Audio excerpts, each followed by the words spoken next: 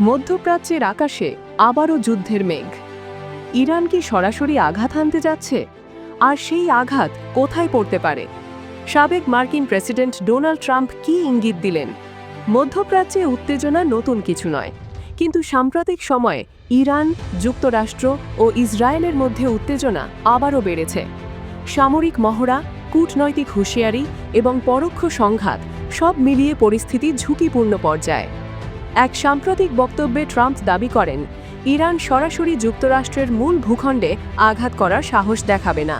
তার মতে ইরানের সম্ভাব্য টার্গেট হতে পারে মধ্যপ্রাচ্যে অবস্থানরত মার্কিন সামরিক ঘাঁটি এবং মিত্র দেশগুলো।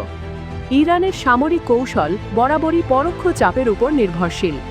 ইরান সাধারণত সরাসরি যুদ্ধ এড়িয়ে মিত্র গোষ্ঠীগুলোর মাধ্যমে প্রভাব বিস্তার করে।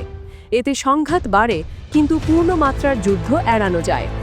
বিশ্লেষকদের মতে সবচেয়ে ঝুঁকিতে রয়েছে ইরাক, সিরিয়া এবং উপসাগরীয় অঞ্চলে থাকা মার্কিন সামরিক ঘাঁটিগুলো।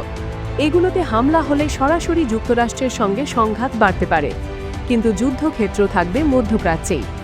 ইরান ইসরায়েল দ্বন্দ্ব বহু পুরনো। অনেক বিশ্লেষক মনে করেন ইরান সরাসরি ইসরায়েলের ভূখণ্ডে আঘাত না করলেও সাইবার হামলা, ড্রোন বা রকেট হামলার মাধ্যমে চাপ বাড়াতে পারে। আরেকটি গুরুত্বপূর্ণ জায়গা হরমুজ প্রণালী। বিশ্বের বড় একটি অংশের তেল এই পথ দিয়েই পরিবহন হয়। এই রুটে সামান্য অস্থিতিশীলতাও বৈশ্বিক বাজারে বড় প্রভাব ফেলতে পারে। ইরান অতীতে এই রুট ঘিরে হুঁশিয়ারি দিয়েছে। যদি ইরান বা তার মিত্ররা মার্কিন ঘাঁটিতে আঘাত হানে, তবে যুক্তরাষ্ট্র পাল্টা সামরিক প্রতিক্রিয়ায় যেতে পারে। এক্ষেত্রে আকাশপথে হামলা, নিষেধাজ্ঞা আরও কঠোর করা সব অপশনই টেবিলে থাকে।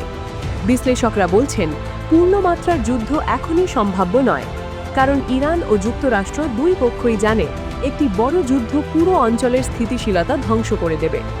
তাহলে প্রশ্ন থেকেই যায়, ইরান কি সত্যিই সরাসরি আঘাত হানবে, নাকি পরোক্ষ কৌশলেই চাপ বাড়াবে? পরিস্থিতি কোন দিকে মোড় নেয় সেটাই এখন দেখার বিষয়।